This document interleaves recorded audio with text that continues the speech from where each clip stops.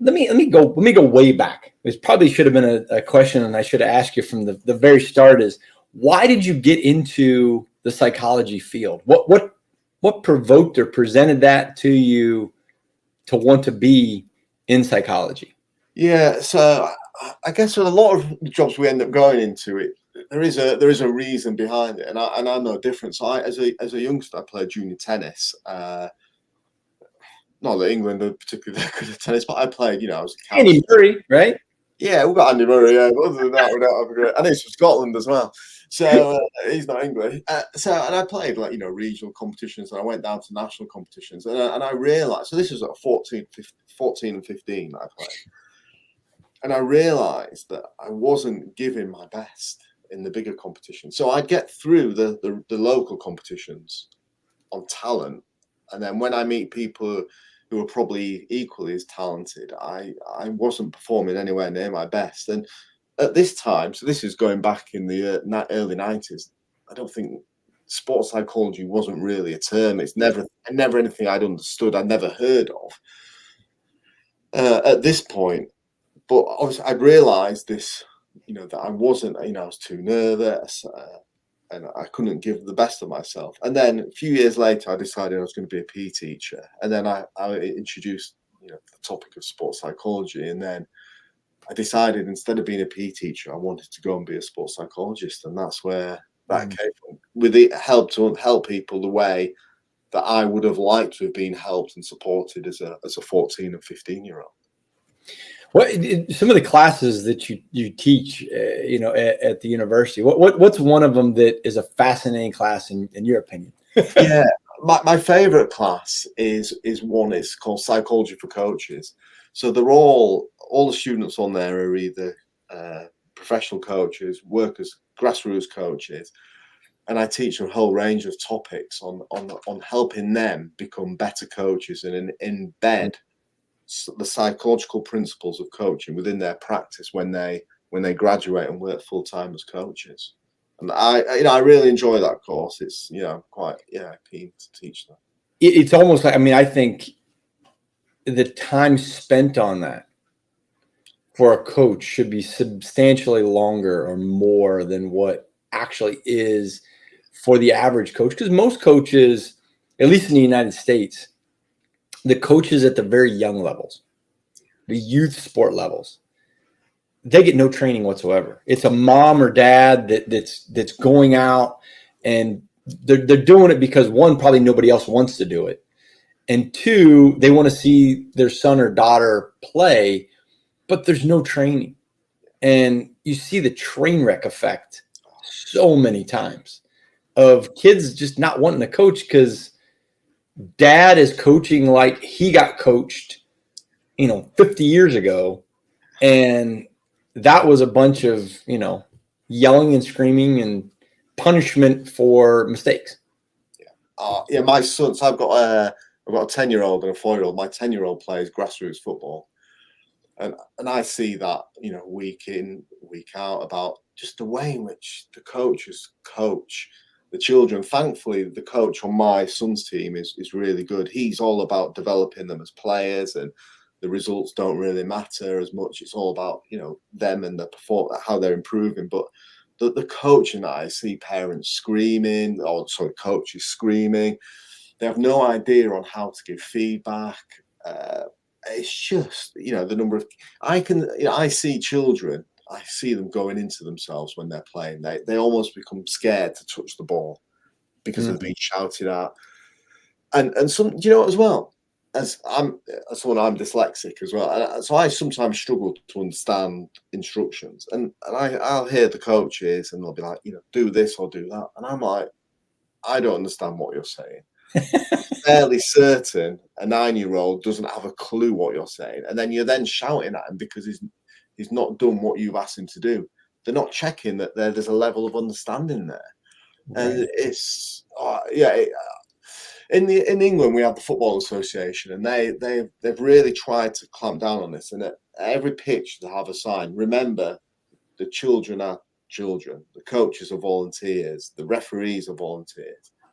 As soon as you get past that sign, all the parents forget about that and they're screaming at their kids, and It's just, honestly, it's just, if you think about it, if you could write down like the worst it could possibly be, that's like how it is most Sundays when I watch these kids play football. And a lot of it as well, I think some of the coaches are quite egotistical. And it's like they're coaching in the Premier League with their iPads and their clipboards and their tactics. And you just think, let the kids play. Let them have fun. That's what they're there for. That is true. We need to wrap it up because I know I've had you too long. I could probably sit and talk for a couple hours on this stuff. But what would be some advice to parents? I mean, you just mentioned parents.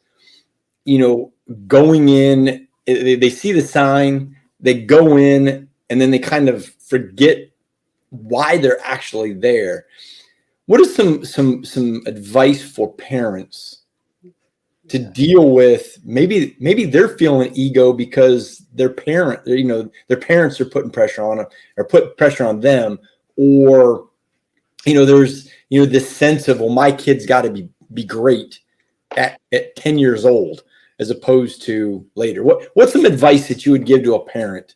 Advice I give to a parent is be a parent. Don't focus on the sport. Don't focus on the outcome. Like one dad, he's one of my son's friends, and he'll say, "Oh, I told him he didn't play very well today. Oh, I told him this. I told him that." Like, be a parent. Ask him what he enjoyed about today. Ask him what he wants to work on in the next session.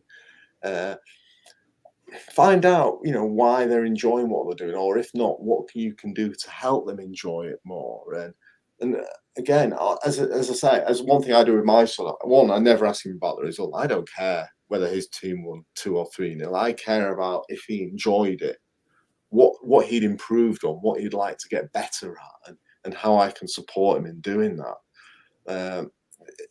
It seems to me that with a lot of parents, if the team won, then they're happy. Well, an outcome shouldn't impact your weekend. Again, I was on holiday and I bumped into this person who had a football top, and it's actually a kind of a local team to where I live. He coaches under sevens, and he was telling me if his team loses, he's in a foul mood for the rest of the weekend. And I'm just thinking, what impact is this going to have on the children when you, as a coach for an under 17, is placing so much emphasis on the result? It's shocking. That is true.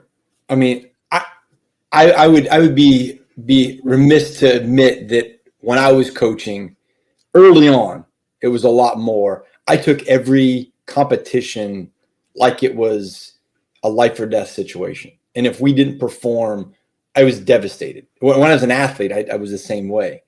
And I look back on it now, and one, how dumb I was for doing that. And two, how unproductive I was. Because I would spend hours wasting time, dwelling on something that, in the grand scheme of things, doesn't matter. Absolutely.